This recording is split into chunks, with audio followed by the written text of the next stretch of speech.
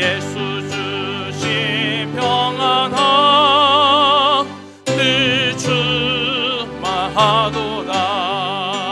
나의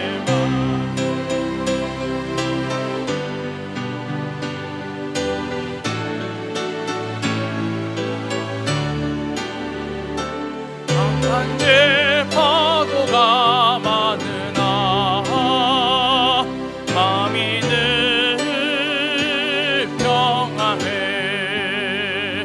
내 맘에 솟는 영생수 한없이 흐르니 목마름 다시 없으며 늘 평안하도다.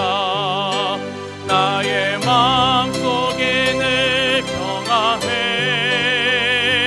나의 마음속에 늘 평안해. 악한 죄 파도가 많으나 마음이 늘 평안해. 주의 사랑을 영원치 못하네. 그 사랑 내 맘 여시고 소망을 주셨네. 아멘. 나의 마음속에 늘 평안해. 나의 마음속에 늘 평안해. 악한 죄 파도가 많으나 마음이 늘 평안해. 주 예수 온갖 고난을 왜 몸소 당했나. 주 함께 고난 받으며 여유가 없겠네. 나의 마음속에 늘 평안해.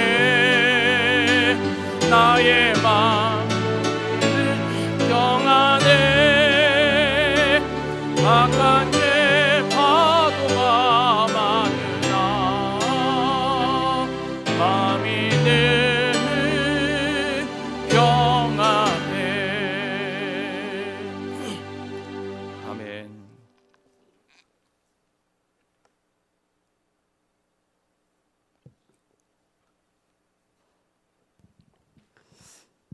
사랑과 은혜가 풍성하신 하나님 아버지의 은혜에 감사를 드립니다.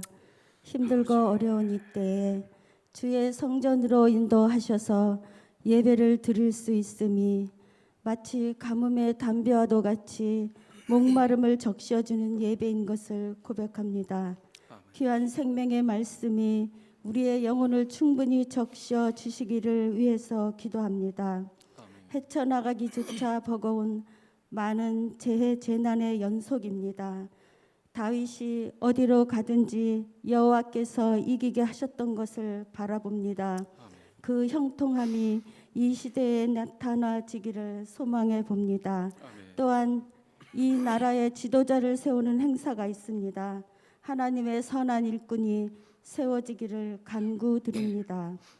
하나님 아버지, 진실과 전심으로 기도하기 원하오나 걱정과 염려로 지체했던 시간들, 하나님의 약속의 말씀을 놓고 고민했던 부분들을 이 시간 회개합니다. 들리는 그대로, 깨닫는 그대로, 말씀 그대로 순종하며 믿는 행하는 은혜가 있기를 소망하오며 용서를 구합니다. 용서하여 주시옵소서. 코로나로 인하여 더욱더 어려움의 끝에 있는 선교사님들을 주님 손에 올려드립니다. 아이를 맡길 선생도 없는 그곳에서 풍토병으로 어려움을 견디며 세워놓은 많은 사역들을 각 지역을 사랑하며 주의 복음을 심기 위해 수고한 날들을 기억하여 주셔서 선교의 맥이 끊어지지 않도록 계속해서 열매가 있게 하여 주시옵소서. 현지에서 나와 계신 선교사님들께는 재충전의 시간을 허락하시고 그 가족들의 건강과 안전을 지켜 주시옵소서. 아멘. 하나님께서 맡겨주신 우리의 자녀들을 위해 기도합니다. 귀한 심령들에게 예배를 통한 말씀으로 양육되게 하옵시며 끝까지 주님과 동행하는 삶을 허락하여 주시옵소서. 함께 예배하지 못하는 성도들이 있습니다. 그들에게도 동일한 은혜를 주옵시고 병약한 성도들이 있습니다. 그 아픔의 기도를 들으시사 치유와 회복을 허락하여 주시옵소서. 아멘. 이 성전을 함께 사용하는 IBC 처치와 주님 안에서 아름다운 형제의 사랑을 나누며 함께 성장해 갈 수 있기를 기도드립니다. 아멘. 이제 귀한 말씀을 듣습니다. 말씀을 전하시는 목사님께 성령의 하나님 함께하여 주옵시고 저희에게는 마음의 눈을 밝히사 하나님을 바로 알게 하옵시며 아멘. 결단하여 지켜 행하는 은혜가 있게 하여 주시옵소서. 아멘. 예배의 시정을 주님께 의탁하오며 이 모든 말씀을 살아계신 우리 주 예수 그리스도의 이름으로 기도합니다. 아멘. 아멘.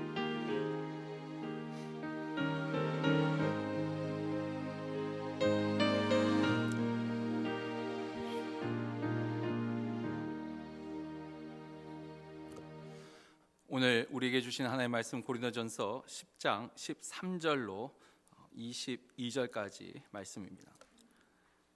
고린도전서 10장 13절로 22절 말씀, 이 말씀 읽을 때 들려오는 주의 음성을 들을 수 있기를 주의 이름으로 축원합니다.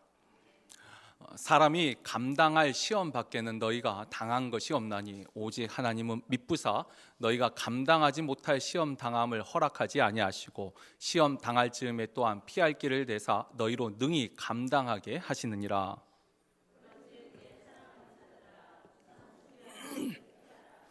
나는 지혜 있는 자들에게 말한 것 같이 하노니 너희는 내가 이르는 말을 스스로 판단하라.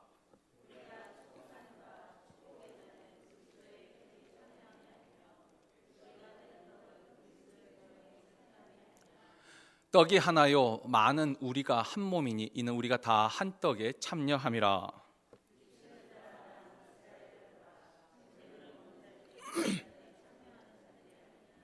그런즉 내가 무엇을 말하느냐? 우상의 제물은 무엇이며 우상은 무엇이냐?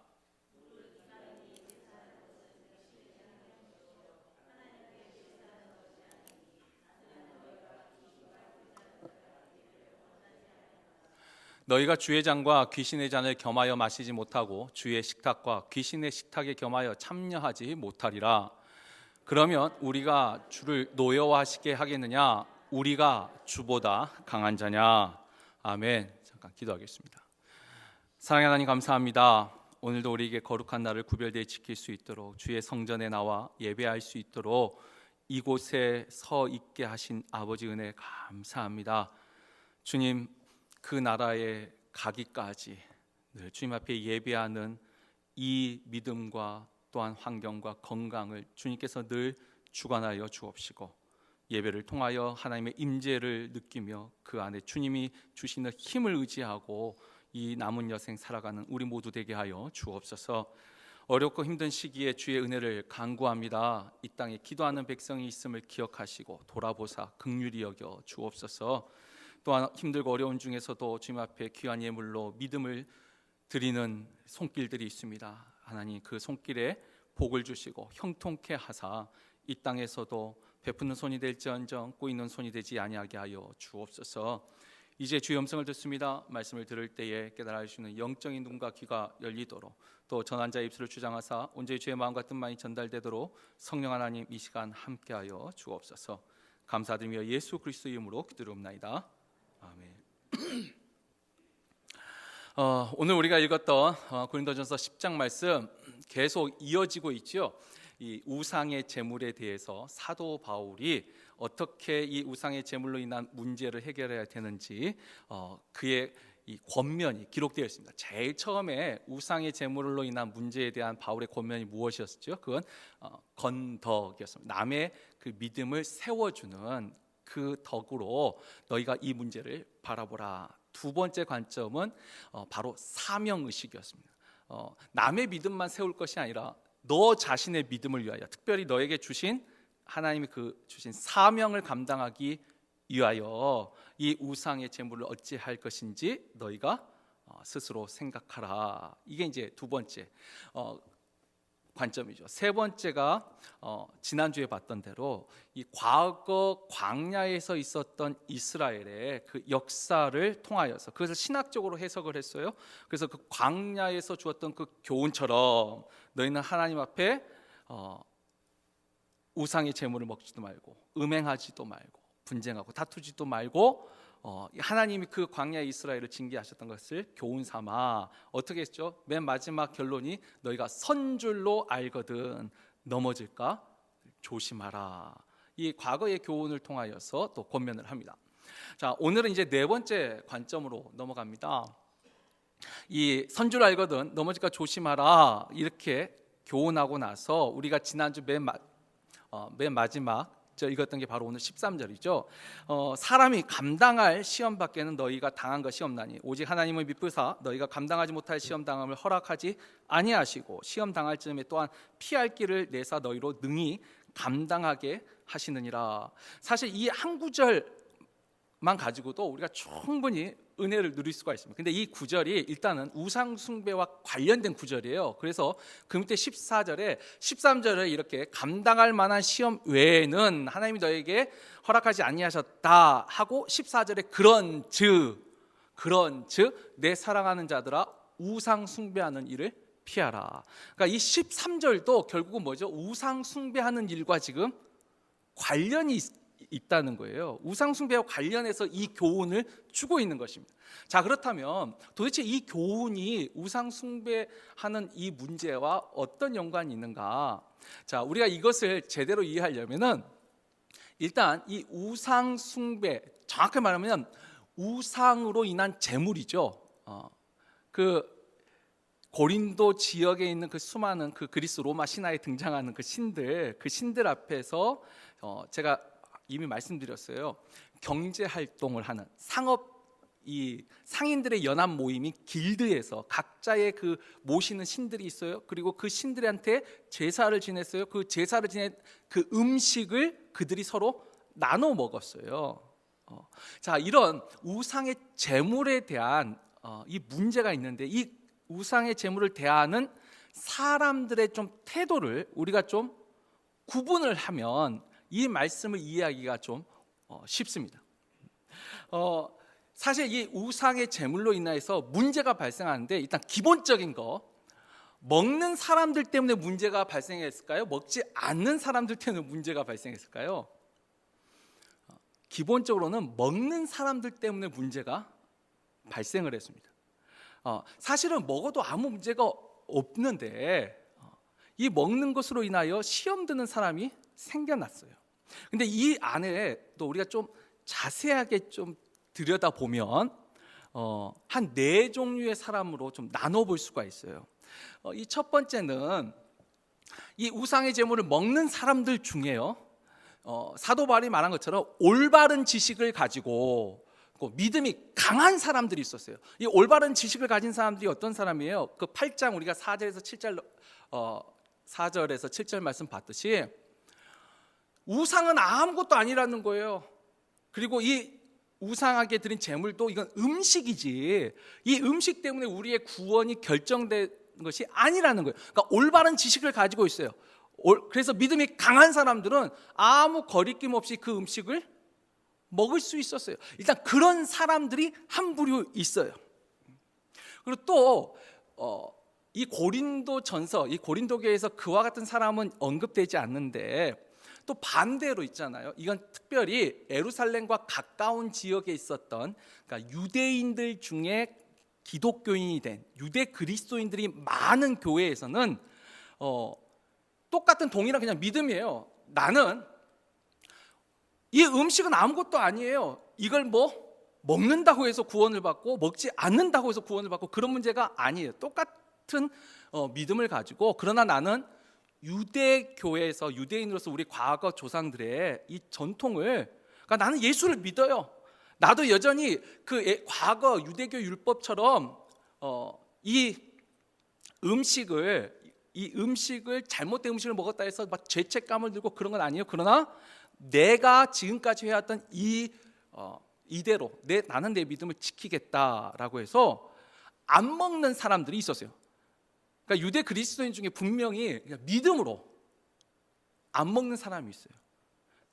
이방인들 중에 그냥 믿음으로 먹는 사람이 있고 믿음으로 안 먹는 사람이 있어요. 우리가 그 믿음으로 안 먹는 사람 성경에서 이제 하나의 예를 한번 찾아보자면 사도행전 10장 14절 말씀인데 우리 한번 같이 한번 읽어볼까요? 사도행전 10장 14절 말씀입니다.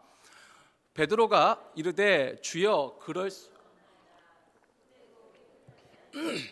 내가 결코 먹지 아니하였나이다 한데 이게 뭐냐면 이 사도 베드로가 고넬료를 만나기 전에 하나님이 환상을 한번 보여주시죠. 근데 그 환상이 하늘에서 광주리가 내려오는데 거기에 유대 교회에서 유대 율법에서 부정한 음식이라고 부르는 기어다니는 거, 또 네 발 달렸는데 그 이제 굽이 없는 거, 뭐 이런 것들 있잖아요. 부정한 음식들 이것을 하나님의 환상 중에 먹어라. 베드로가 아니요. 나는 결코 먹을 수 없습니다. 내가 속되고 깨끗하지 아니한 것을 결코 먹지 아니하였습니다. 이 베드로가 바리새인도 아니에요. 일반 어부예요. 근데 어부지만 일상생활에서 하나님의 말씀을 그가 지켜왔던 거 나는 그걸 지키겠습니다. 물론 그 다음에 하나님이 내가 깨끗하다 한 것을 거룩하다 한 것을 너는 속되다 말하지 말라. 거기서 이제 베드로가 깨달음을 얻고 그 다음에 이제 고넬료 집을 찾아가는 내용이 나오는데 아무튼 이 베드로처럼 굳이 바리새인이나 율법학자가 아니더라도 하나님의 말씀에서 부정하다 한 음식을 먹지 아니한 사람들이 있었습니다. 예수님을 믿고 나서도 그렇잖아요. 지금 베드로가 12제자 중에 우리가 수제자라고 말하는데 주님을 따르면서도 주님이 입으로 들어가는 것이 더러운 것이 아니라 입에서 나오는 것이 더럽다. 그 교훈을 알고 있는 베드로도 그냥 음식은 자기가 조절을 했어요. 믿음으로. 자, 이와 같이 믿음으로 먹든 믿음으로 먹지 않는다고 결정을 하든, 근데 고린도 교회는 아마 유대 그리스도인들이 좀 적었어요. 그러니까 이쪽으로 인해서 발생한 문제는 적었어요. 그래서 믿음으로 올바른 지식을 가지고 있는 그 먹는 사람들에 대한 권면을 하는 거죠. 건덕으로. 근데 지금 이 우리가 읽었던 13절 감당할 만한 시험 외에는 너에게 허락하시지 않으셨다. 지금 이 말씀은 이들에 대한 권면이 아닙니다. 믿음으로 결정한 사람한테는 그냥 건덕에 대한 권면을 했고 그 다음 부류예요. 어떤 사람이냐면 먹는 사람들 중에 이런 올바른 지식과 강한 믿음의 확신을 가지고 아무렇지도 않아 이렇게 하면서 먹는 사람들 외에 습관을 따라서 먹는 사람들이 있었다는 거예요. 습관을 따라서. 앞에 우리가 8장 7절에 보면 그렇죠. 이 습관을 따라서 먹었어요. 여기서 습관이 뭘까요? 말 그대로 이건 그래요. 지금 이 사람들이 그 우상의 제물을 먹을 때 이것은 저 신을 믿어서 먹는 게 아니에요. 그 신을 믿는 건 아니에요. 그런데 어떻게 하냐면 우리가 그동안 어떤 경제 활동을 할 때마다 그 음식을 서로 그러니까 사람들과 교제죠. 교제.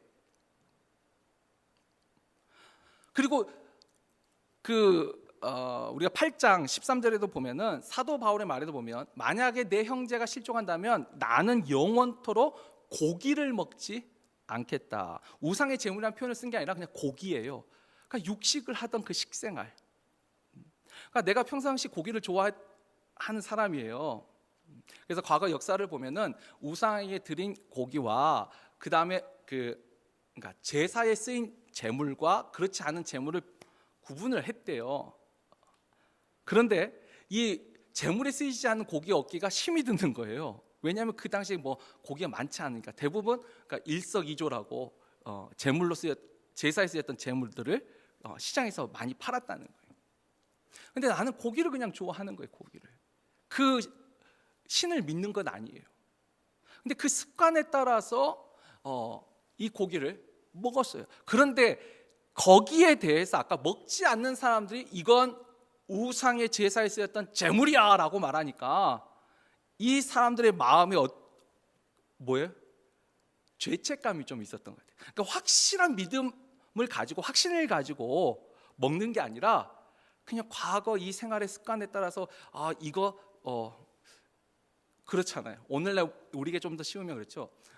술 먹고 담배 피는 거 과거 우리가 했어요. 지금 그러니까 계속 해오던 거예요.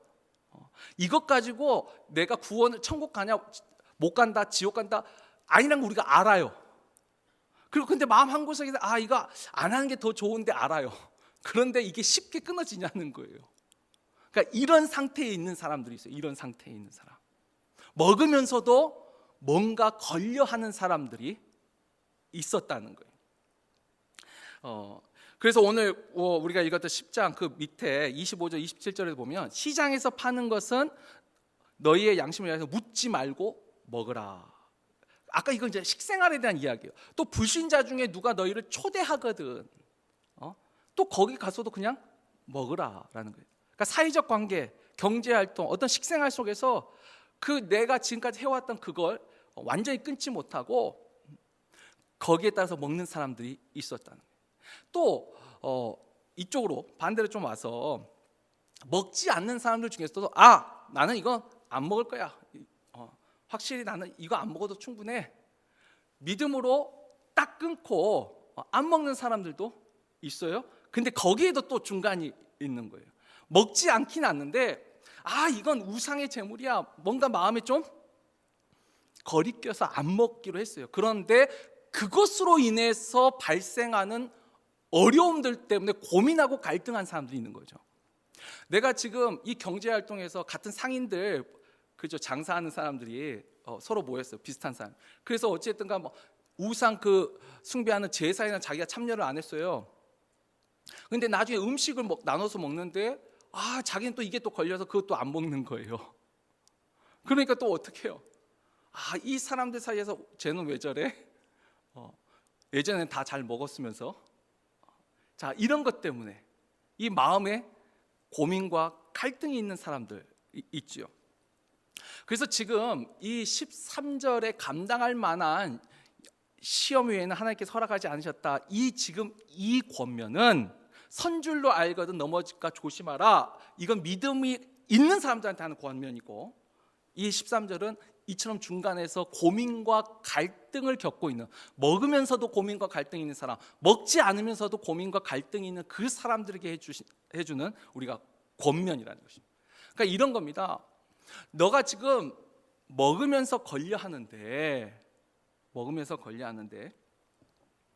걸려하지 말라는 거야. 너가 설사 먹지 않아도 너는 그걸 능히 이겨낼 수 있다라는 말이에요. 감당할 만한 시험이라는 거예요. 먹지 않는 사람도 너 지금 불안해하는데 염려하지 말라는 거예요.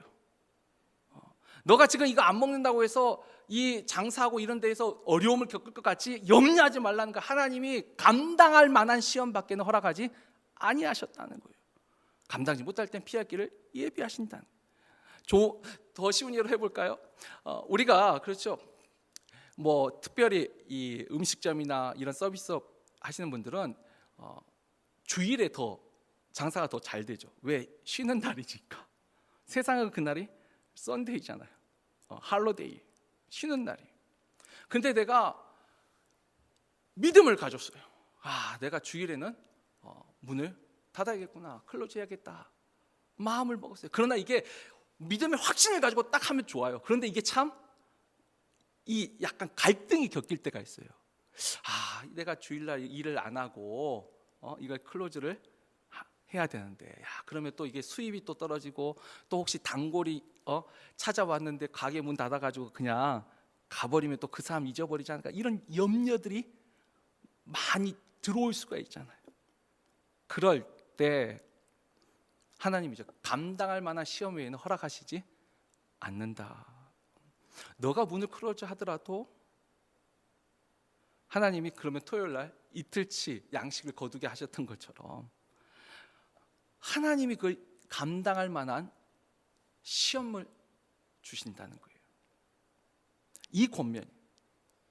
자, 조금 더 이제 좀 나중에 더 구체적으로 설명을 하고 여기까지. 그러니까 우리가 이 우상의 제물을 대하는 태도에 사람들이 좀 다 각기 다른 태도가 있다는 걸 이해를 하셔야 돼요. 아까 올바른 지식으로 안 먹는 사람, 또 같은 믿음으로 먹는 사람, 또 근데 중간에 고민하면서 갈등하면서 먹거나 먹지 않는 사람들이 있잖아요. 믿음의 이게 뭐죠? 성숙도가 다 조금씩 다르다라는 거. 우리가 일단 이것을 이해를 하셔야 돼요. 자, 그러면서 이 감당할 만한 시험 외에는 이것이 이제 권면이에요. 근데 이 권면의 이제 뜻이 뭐가 들어 있느냐? 밑에 이제 16절부터 이제 그 다음 17절을 보면은, 그러니까 그런즉 너희는 우상 숭배하는 일을 하지 말라, 숭배하지 말라 이렇게 하면서 세 가지 크게 두 가지 비유를 들어서 이야기를 합니다. 첫 번째는 성만찬 비유를 합니다. 성만찬 비유를 하면 뭐냐면, 너희가 성만찬 때 떡과 잔을 먹지 않느냐? 그런데 그 떡과 잔이 무엇을 의미하죠? 그리스도의 몸과 피를 의미해요. 그래서 우리가 그리스도의 그 몸과 피에 참여한다는 거예요. 성만찬에서 보죠. 이 떡과 잔을 먹는 것이 곧 그리스도의 몸과 피, 그에게 예배하는 것에 우리가 참여하는 것이다. 두 번째 비유가 성전 비유예요. 그러니까 유대교에서 우리가 성전에 있을 때 18절에 보면은, 육신을 따라 난 이스라엘을 보라, 제물을 먹는 자들이 제단에 참여하는 자들이 아니냐.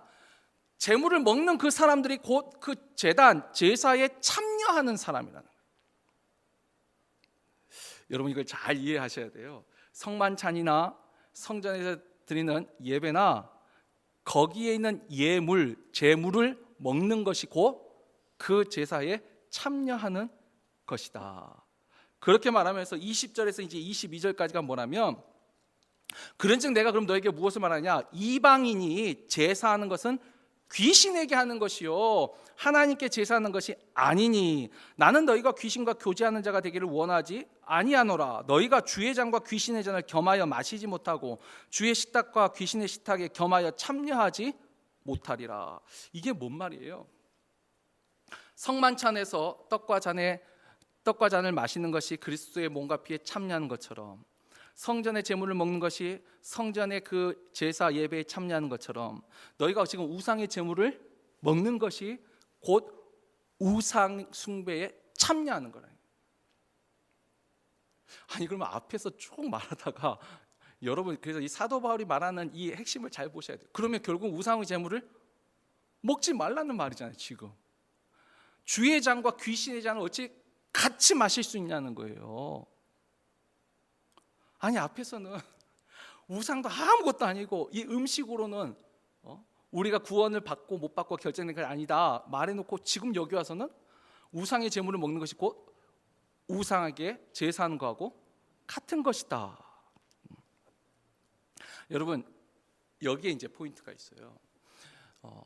이 사도 바울이 지금 말하는 것은 기본적으로 제사에 참여해서 제물을 먹는 것은 그건 분명히 우상 숭배입니다. 그 제사에 참여해서. 그리고 또 하나, 우상의 제물이라는 것을 알고도 먹는 것이 또한 죽게 범죄하는 것이다 라고 해요. 그것이 이제 그 밑에 28절에 보면은, 그 불신자의 집에 초대받아 갔을 때 묻지 말고 먹으라고 했어요. 그런데 누가 너희에게 이것이 제물이라 말하거든 알게 한 자와 그 양심을 위하여 먹지 말라. 자기 양심 아니라 그것을 말해준 그 사람 양심 때문에, 우리가 이거 다음 주에 이거 좀 더 구체적으로 볼 거예요. 아무튼 이 두 가지, 우상 숭배하는 그 제사에 참여해서 먹는 제물과 이게 우상의 제물이라는 것을 알고 먹는 것은 주님 앞에 죄를 범하는 것이다 라고 말을 합니다. 그럼 도대체 이게 무슨 말일까요? 쉽게 이해하면 이겁니다. 여러분, 감당할 만한 시험 외에는 하나님께서 허락하지 아니하셨다라고 했죠. 그러면 여러분 보세요. 우리가 이 세상 살아가면서 감당하지 못할 일이 있을까요, 없을까요? 그러니까 이 세상에 여러분 지금까지 하긴 다 감당하셨으니까 여기까지 오셨겠죠. 근데 여러분 세상 전체를 보세요. 사람이 감당할 만한 일만 있나요? 아니요. 감당하지 못할 일들도 많습니다. 그리고 어떤 사람에게는요, 똑같은 일인데도 어떤 사람은 감당하고 어떤 사람은 감당을 못하는 사람들이 있습니다. 여기서 감당할 만한 시험 외에는 허락하지 아니하였다 할 때 누구에게 허락하지 아니하셨냐면 이 세상에 존재하는 모든 사람들에게 하나님이 감당할 만한 시험 외에 밖에는 허락하지 않으신 게 아니에요. 우리가 똑같이요, 예를 들면서 암에 걸릴 수 있습니다. 우리가 똑같이 직장을 잃고 경제적으로 어려움에 빠질 수 있습니다. 우리가 똑같이 지진이든 허리케인이든 태풍이든 자연재해를 똑같이 만날 수 있습니다. 모든 사람이 자기 힘과 능력으로 감당하기 어려운 일들이 이 세상에 널리고 널려 있습니다. 그런데 그 속에서 하나님을 믿는 사람들이에요. 믿음을 가진 사람들, 그리고 그 믿음으로 그 길을 선택한 사람들은 하나님이 감당할 만한 시험 밖에는 허락하지 않으신다는 거예요. 예를 들면 이거예요. 내가 그 길드, 그 상인 연합, 오늘 다 그래요. 방직 의류업 발음이 세네. 옷 파는 사람들이 자 모임에 있어요. 평상시처럼 이 방직 잘하는 그 여신 앞에서 제사를 지내고 그리고 그 재물을 가지고 서로 이제 친목 교제하면서 음식을 지금 먹어요. 근데 어떤 사람은 그냥 이게 싫은 거예요. 그냥 이런 것이 싫어요. 그냥 나 먹지 않아. 그렇게 해가지고 이 상인들한테 비난을 받고 왕따를 당하고 어려움을 겪을 수가 있어요. 그러면 이 사람은 아마 그걸 감당하지 못해서 그래 나 그냥 먹고 만다 이렇게 할 수도 있어요. 아니면 그 길드에서 나가든지. 그런데 이런 거죠. 내가 하나님을 믿었어요. 내가 믿음을 가지고 안 먹기로 결심했어요. 그래서 말을 하는 거예요. 나는 먹지 않겠다. 그럴 때 똑같이 어려움이 와요. 그러나 이 사람에게는 하나님이 감당할 만한 힘을 주신다는 거예요. 더 쉬운 예로 들어볼까요? 제가 대학을 처음 들어갔을 때 한국의 이 대학 문화 중에 좀 저도 마음에 안 든 건데 이 술 문화가 있어요. 어쨌든 대학 하여튼 들어가면 그때부터 술을 그렇게 먹여요. 무슨 신입생 환영회부터 시작해서 뭐 MT든 무슨 모임이든 항상 술집에서요. 항상 술집. 제가 제가 좀 삐딱하게 나갈 때 그 시기는 좀 빼고 내가 예수 믿는 사람이에요. 내가 술을 안 먹기로 이제 결정을 했어요. 근데 그 자리를 그러면 안 먹기로 했으니까 가야 돼요, 말아야 돼요? 대부분 이제 안 갈 걸 생각이죠. 전 갔어요, 그냥. 왜 그 모임까지 빠질 이유가 없어요. 제가 1학년 때도 갔고 2학년 때부터는 1학년 때는 사실 좀 어떻게 해도 빠질 구실을 많이 찾았는데 2학년 때부터 반드시 갔어요. 왜냐하면 내가 이제 선배가 됐잖아요. 갈 때 꼭 1.5리터 사이다 한 병을 꼭 사서 내가 들고 가요. 그래서 거기 가서 색깔을 맞춰야 되니까 콜라를 따르면 안 되고 사이다를 딱 따라줘. 술 안 먹는 애들은 내 옆으로 와. 근데 그게 있더라고요. 처음에는 막 뭐라고 하는데 내가 사이다를 들고 가면 나중에는 쟤는 좀 별종이야. 그냥 그것대로 또 이해가 되더라고요. 저 졸업할 때까지 과 모임할 때 사이다를 들고 다녔다니까요. 그런 일이 생기더라고요. 처음에 선배들도 이해를 안 하고 막 뭐라고 막 해도 여러분 이겨낼 수 있더라는 거예요. 완전히 외톨이를 만들지 않아요. 오히려 그 모습을 더 좋게 본 사람도 많아요. 자기가 옳다는 것을 행하는 사람으로.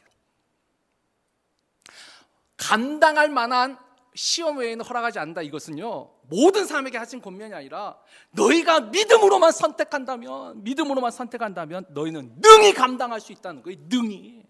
왜? 하나님이 그런 힘과 능력을 주신다는 거예요. 그리고 정말 너희가 힘들어서 감당하지 못할 때는 믿는 사람에게는 피할 길을 예비해 주신다는 거예요. 여호와 일에 하나님이 기다리고 계세요. 아브라함이 하나님을 믿었어요. 믿고 정말 모리아산 꼭대기까지 중도에 포기하지 않고 끝까지 갔어요. 우리 생각에는 중간쯤에서 그래 내가 너의 믿음을 안다. 수고했다 내려가라 하면 얼마나 좋아요. 그런데 하나님이요, 아브라함이 칼을 빼서 아들을 찌를 때까지 하나님도 죄송해요. 하나님도 어떤 분은 참 무서워요. 그 순간까지 기다리시더라고요. 그런데 아마 아브라함 입장에서는 만약 여기서 이게 확 찔렀으면 어떨까요? 이건 감당하기 어려웠을 거예요.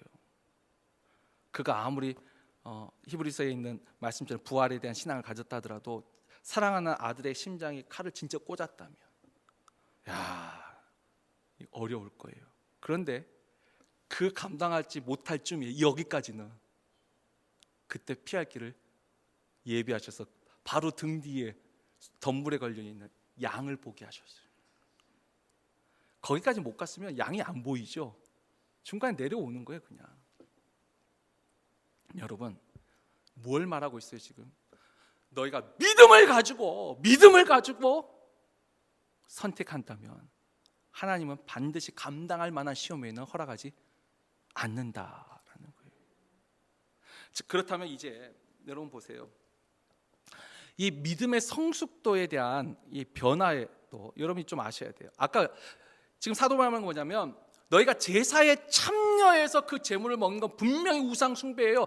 우리가 그 믿음을 확실히 가지고 있어야 돼요. 성만찬과 주의 몸에 참여하는 것이 동일하고 성전의 제물을 먹는 자가 성전의 제사의 예배에 참여하는 것과 동일한 것처럼 너희도 이방의 그 제사에 참여하면 동일한 거예요. 우상의 제물을 그와 같이 먹는 건 분명히 아니에요. 그런데 아까 그랬죠.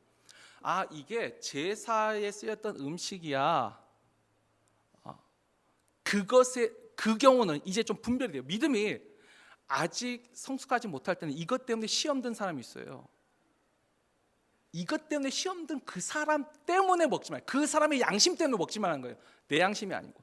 여러분 제사 음식 먹어도 아무 상관이 없어요. 그리고 실제로 이제 세월이 흘러가지고 어떻게 해요? 지금 우리가 개업덕에서 거기서 뭐 고사를 지내고 뭘 했다 하든 그 시루떡 먹는다고 우리가 구원을 잃어버려요? 그리고 여러분 그렇게 하면 다 버리세요 그냥? 여러분 그 가게 열 때 대부분 돼지머리 주잖아요. 그 돼지머리는 거의 다 고사 지낸 돼지머리예요. 그거 버리세요? 전 되게 맛있던데요. 그거 구분하셔야 돼요.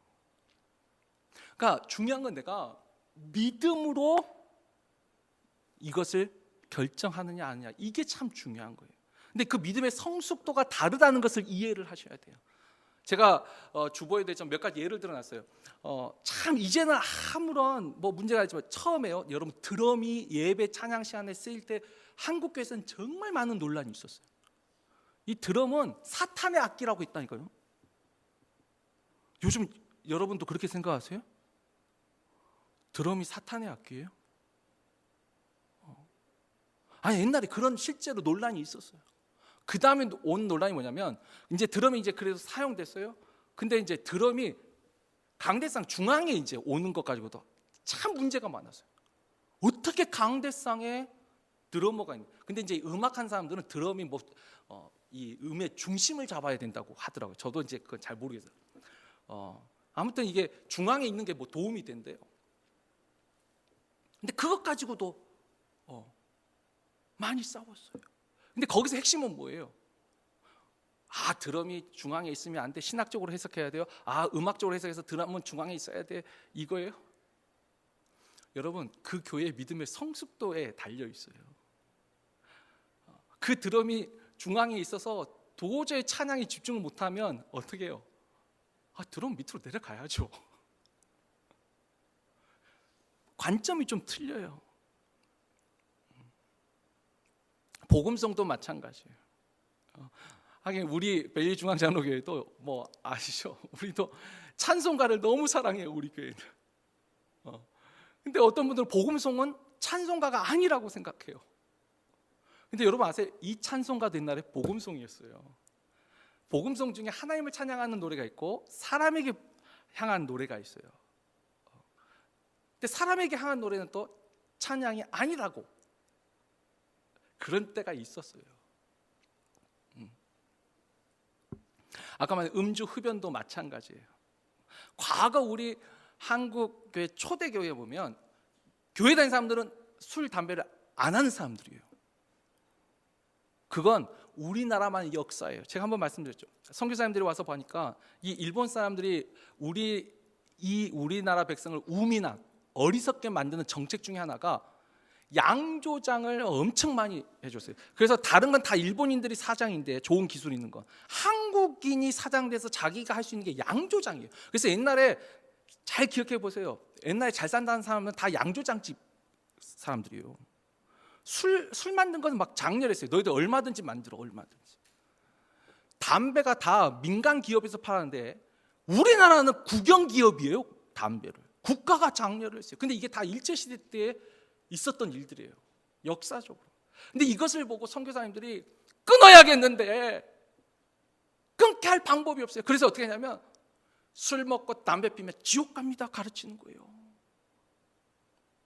우리나라 사람들이 그 신앙심으로 이겨낸 거예요. 그래서 우리 한국 교회만 유독 술 먹고 담배 피면 교인이 아니다, 이런 생각이 있어요. 근데 지금은 우리가 그렇게 하잖아요. 믿음이 성숙해졌어요. 이제는 여러분 술 먹고 담배 피면 지옥 가요? 지옥 갑니까? 아니요. 그러나 몸에 안 좋기 때문에 금주하고 금연하는 것이 유익합니다. 우리가 이제는 그 정도는 분별이 됐어요. 믿음이 성숙을 했어요. 교인들은 사치하면 안 돼요. 좋은 건덕이에요. 그러면 절대로 교인들은 명품 가방 들고 다니면 안 돼요? 여러분 그것을 믿음의 성숙도가 약할수록 그런 거 들고 다니면 지옥 가는데 아니요. 그런 거 아니에요. 근데 이런 문제는 이제 믿음의 성숙과 관련된 문제를 우리가 좀 분별할 수 있어요. 그러나 반드시 아닌 것은 또 확실히 아니어야 돼요. 아까 저 우상의 제사에 참여하는 것은 참여해서 먹는 건 아니듯이 우리가 동성애도 마찬가지예요. 요즘 세상에 바뀌어서 하나님의 사랑이 있어요. 그러면 동성애자는 구원 못 받아요? 여러분 어떻게 생각하실 거예요? 동성애자는 구원 못 받나요? 아니요, 구원 받을 수 있어요. 근데 어떻게 해요? 회개했을 때만이에요. 하나님은 그것을 분명한 죄라고 말씀하셨어요. 간통은요, 세상에서는 이미 간통이 죄가 아니에요. 성적 자기 결정권이 있기 때문에 죄가 아니에요. 그런데 하나님은요,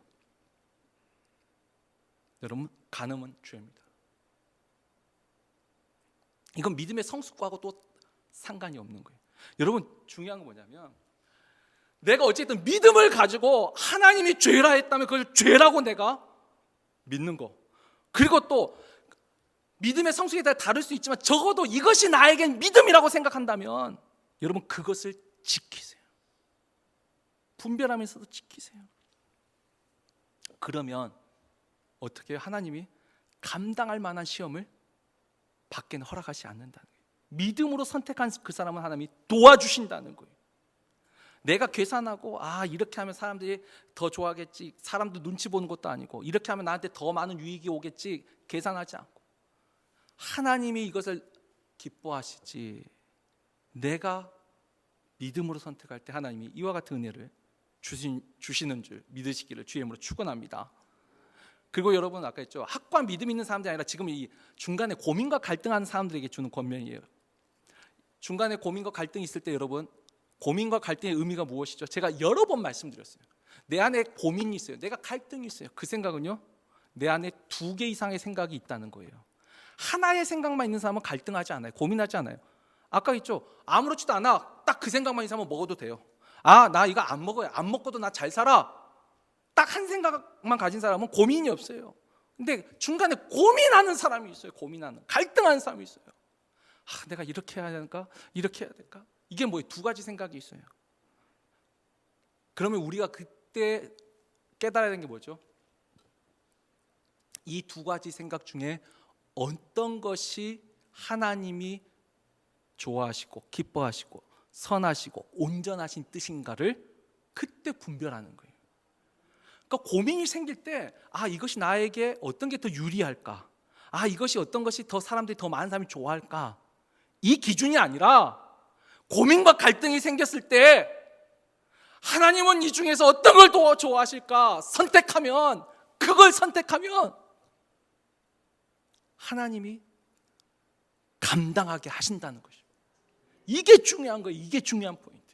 내가 주일날 친구가 못 찾는데 날씨 좋고 너무 좋다. 자, 우리 놀러 가자. 했어요. 어떤 사람은 아이고 그래? 아이고 오랜만이지. 한 생각이 든 사람은 어쩔 수 없어요. 가야 돼요. 그분은 가야 돼요.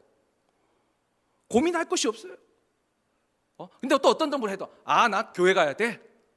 고민과 갈등이 없어요. 이분들은 문제가 없어요. 그분들은 그대로 하면 돼요.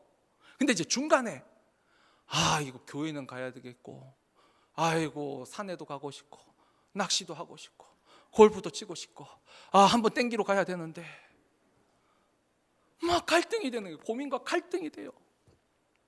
그러면 이 두 가지 생각해서 어떤 게 하나님이 기뻐하시냐는 거예요. 근데 그때에 내가 믿음으로 선택한다면, 믿음을 가지고 하나님이 그래도 이걸 기뻐하시 선택한다면, 놀러 가자는 그 친구가 나오고 연을 끊을까요?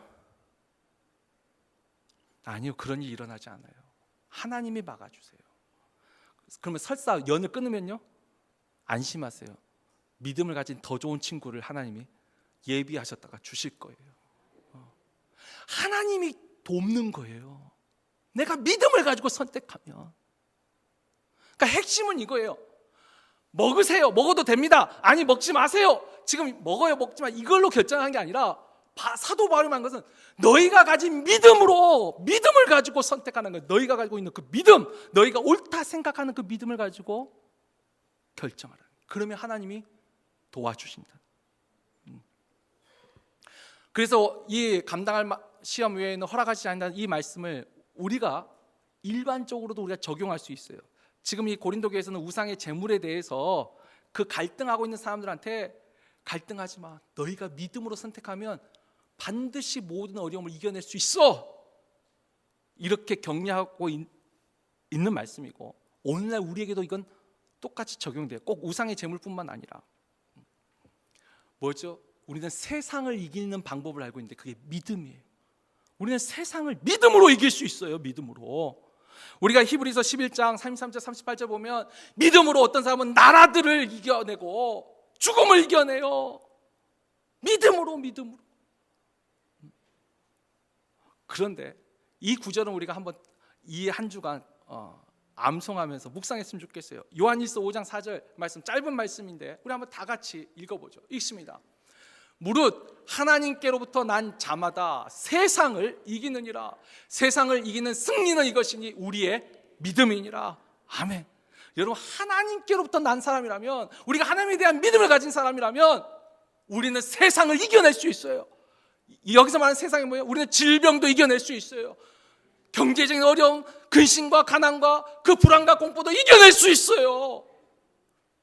이겨낼 수 있어요. 우리 믿음을 가지면 하나님은 분명히 약속하셨어요. 감당할 만한 시험밖에 허락하지 않아요. 그 말은 뭐죠?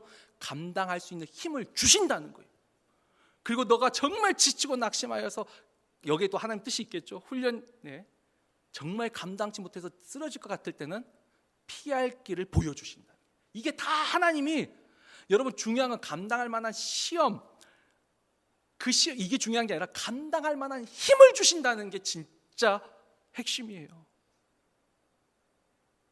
이 세상에 존재하는 어려움이 감당할 만한 수준의 어려움이 그 말이 아니고, 하나님을 믿는 자들에게는 그 모든 일들을 감당할 수 있는 힘과 능력을 주신다는, 피할 길을 예배해 주신다는 약속이에요.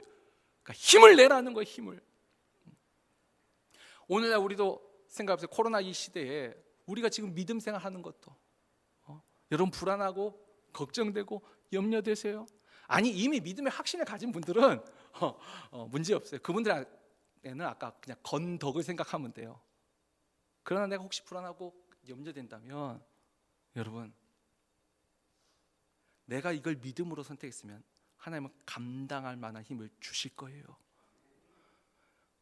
내가 정말 믿음을 가지고 성전을 출입할 기력이 쇠하지 않게 하시고, 말씀을 볼 수 있는 눈이 흐려지지 아니하게 하시고, 말씀을 들을 수 있는 귀가 어둡지 않게 해 주옵소서. 여러분 그것을 정말 믿으신다면, 기력이 있어서 성전을 출입한 게 아니라 성전을 출입할 수 있는 기력을 하나님이 끝없이 공급해 주실 줄 믿습니다. 하나님이 감당하게 하실 거예요. 내가 두려움과 염려에 있으면 우리 감당하지 못할 일들이 얼마나 많이 있어요. 여러분 경제적 어려울 때도 그 근심과 걱정이 그냥 하루로 끝나요? 얼마나 오래 갑니까? 그런데 하나님을 의지한 사람한테는 하나님이 감당할 만한, 정말 먹을 것이 없으면요 까마귀라도 보내서 주실 거예요. 그게 하나님의 약속이에요. 그것을 믿는 것이 우리의 믿음이에요. 학생도 마찬가지예요. 내가 좋은 대학 들어간 다음에, 혹은 나는 좋은 직장 들어간 다음에, 그 다음에 그 사람은 감당하지 못할 일들이 생길 수 있어요. 그러나 나는 하나님을 섬기는 사람이야, 다니엘처럼 전에 행하던 대로 특별한 행동을 하는 거 아니에요. 눈에 띄는 행동을 하는 게 아니에요. 자신의 믿음을 끝까지 지켜나갈 때 하나님은 감당할 수 있는 힘을 주실 줄 믿습니다. 공부하면서도 제가 가르쳤을 때 그랬어요. 고3 되면, 제가 한국에서 더 심해요. 고3 되면 경로석이 생겨요. 고3들만 저 뒤에 따로 모여 앉아있어요. 제가 처음 부임했을 때 그랬어요. 제가 막 호통을 쳤어요. 성가대는 무조건 고등학교 2학년 때까지만 하더라고요. 고3 되면 성가대를 다 내려놔요. 끝까지 하라 했어요. 성가대. 여러분 이게 제가 가르쳤던 그 아이들한테 주신 하나님 은혜예요. 오해하지 마시고, 이건 간증이에요. 저 오기 전에 우리 그 교회 중고등부, 그러니까 고등부에서 서울대 합격한 애가 진짜 없었어요. 하나도 없었어요. 마지막까지 근데 그 애가 성가대를 섰어요. 믿음을 따라 하더라고. 서울대 합격했어요. 그의 입시에서도 이 아이들이 정말 좋은 성적을 거뒀어요. 지어내는 말이 아니고 실체 간증이에요. 저는 그래서 확신합니다. 여러분 믿음을 가지면요, 성가대 연습하고 이런 데서 시간 뺏긴다고요? 뺏긴다고 생각하면 안 하는 게 나아요. 그러나 갈등이 생겼을 때 하나님의 음성을 쫓으면 하나님이 지혜를 주셔요. 성가대 연습 1시간 한다고 낭비한 시간이 아니라 그 1시간보다 하나님이 다른 1시간에 2배, 3배, 10배를 공부할 수 있는 지혜를 주신다고 믿으시기를 주님으로 축원합니다. 하나님이 능력을 주세요. 공부하는 학생뿐만 아니라 장사하는 사람에게도, 사업하는 사람에게도, 우리 모두에게 감당할 만한 시험은 누구에게만 허락되는 거예요? 믿는 사람에게만 허락되는 거예요. 믿음으로 선택한 사람에게만 허락된 것들이에요. 그러나 그 선택, 그 믿음을 가슴에 간직하고 이 세상과 늘 싸워 승리하며 사는 우리 모두가 되기를 주의 이름으로 축원합니다. 우리 말씀 붙잡고 한번 기도하죠. 오늘 이 바울의 겉면에는요, 오늘날 우리에게도 주는 거 있어요. 뭐죠? 믿음으로 우리는 세상을 이겨낼 수 있다라는 거예요. 코로나 이 시대에 질병에 대한 두려움, 코로나를 묵상하면 점점 두려워질 거예요. 지금 2차 확산을 넘어서 3차 확산이 퍼진다고 해요. 숫자들을 보면 코로나를 묵상하면 묵상할수록 두려워질 거예요. 그럴 때 누구를 묵상하세요? 여러분 하나님을 묵상하세요. 우리 주님을 묵상하세요. 우리는 하나님의 전능자의 그늘 아래 피했잖아요. 하나님을 묵상하면 세상이 줄 수 없는 평안이 옵니다. 여러분 감당할 수 있을 거예요. 설사 그 병균이 와도 이겨낼 줄 믿습니다. 우리가 믿음으로 질병뿐만 아니라 이 어려운 시기도, 경제적인 것도, 나의 가는 길 오직 그가 아시나니 하나님이 지금 내 길을 아실 거예요. 이 믿음 굳게 붙잡고 승리하게 하옵소서. 우리 자신의 믿음을 놓고 또 우리 주변에 연약한 지체를 놓고 우리 주여 3번 부르짖고 한번 다 같이 기도하도록 하겠습니다. 주여, 주여, 주여. 아버지, 감당할 시험밖에는 너에게 허락하지 아니하신다고 했습니다. 내 아버지께서 믿는 자에게, 택한 자들에게 감당할 만한 시험에는 허락하지 아니하신다고 하였습니다. 나는 신뢰합니다. 능히 이겨낼 줄 믿습니다. 정말 죽을 것 같고 앞이 보이지 아니하고 눈앞이 깜깜. 나의 도움이 어디서 올고 사방팔방이 다 막혀있는, 내가 눈을 들어 산을 봅니다. 내가 눈을 들어 하늘을 봅니다. 내가 주님 앞에 무릎을 꿇고 기도합니다. 주께 내서 나에게 빛을 보여주시고 길을 보여주시고 인도하여 주시고, 아버지 내가 감사합니다. 세상에 줄 수 없는 샬롬의 평강의 복이 내 안에 있습니다. 아버지 내가 또한 감당지 못하여 너무 지쳐 힘들고 낙심할 때는 하나님 피할 길을 예비해 주신다고 했습니다. 하나님이 도와주시는 걸 믿습니다. 이 세상에 존재하는 것이 감당할 만한, 이겨낼 수 있는 일들이 아니라 그것을 이길 수 있도록 힘을 주시는 내 아버지, 내 하나님을 내가 신뢰합니다. 내가 세상 끝날까지 너희와 항상 함께하리라 약속하신 주님의 약속을 내가 믿습니다. 강하고 담대하라, 내가 세상을 이겨노라 말씀하신 그 주님의 약속을 나는 신뢰합니다. 그 약속을 믿습니다. 아버지, 이 믿음을 가지고 믿음을 선택하고 하나님이 기뻐하시고 온전하신 뜻을 분별하여 선택하게 나갈 때 하나님이 그 믿음에 부끄럽지 아니하도록 도우시고 인도하시고 함께 하신 줄 믿습니다. 아버지 세상을 이겨내게 하옵소서. 믿음으로 이겨내게 하시고 이와 같은 믿음을 가진 사람은 세상에 감당치 못한다고 하였습니다. 아버지 우리가 이와 같은 믿음으로 세상과 싸워 승리하며 살아가는 우리 모든 성도들 되게 하여 주옵소서. 사랑의 하나님 감사합니다. 오늘 사도 바울의 권면을 통하여 우리 자신도 위로를 얻고 용기를 얻습니다. 너희가 하나님이 기뻐하신 온전하시고 선하신 뜻을 분별하여 이것이 하나님이 뜻이라고 믿는다면, 믿고 결정한 것이라면 능히 감당케 하실 줄 믿습니다. 이 세상에 존재하는 일들이 다 우리가 감당할 수 있는 일들이 아니라 심지어 감당할 수 없는 일들일지라도 하나님을 믿는 주의 택한 백성들에게는 그 모든 것들을 감당할 수 있도록 힘주시는 아버지 하나님이 있어서 하나님이 공급하시는 그 은혜와 능력과 긍휼이 있어서 이것들과 능히 싸워 이겨낼 줄 믿습니다. 이 코로나 시대에도 우리가 믿음으로 이겨내게 하옵소서. 모든 사람들이 두려움에 떨 때, 염려와 근심 속에 있을 때, 무화과 나무 잎이 마르고 논밭에 소출이 없고 외양간에 송아지가 없을지라도 난 여호와로 인하여 즐거워하며 내 구원의 하나님으로 말미암아 기뻐하리로다. 하나님을 찬양하며 감사함으로 믿음으로 나아갑니다. 믿음으로 승리케 하여 주옵소서. 그리고 그 승리가 우리의 믿음에서 끝난 것이 아니라 이것이 성취됨으로 말미암아 주께서 영광받아 주옵시고, 지금도 주께서 자기를 찾는 자들에게 만나주시고 좋은 걸 주시는 아버지 하나님을 우리가 믿사오니 또한 이것을 통해 하나님이 영광받아 주옵소서. 사랑하는 성도들, 이 시기 잘 이겨내게 하시고 세상이 줄 수 없는 샬롬의 평강의 복을 누리며 믿음으로 승리케 하여 주옵소서. 감사드리며 예수 그리스도 이름으로 기도합나이다.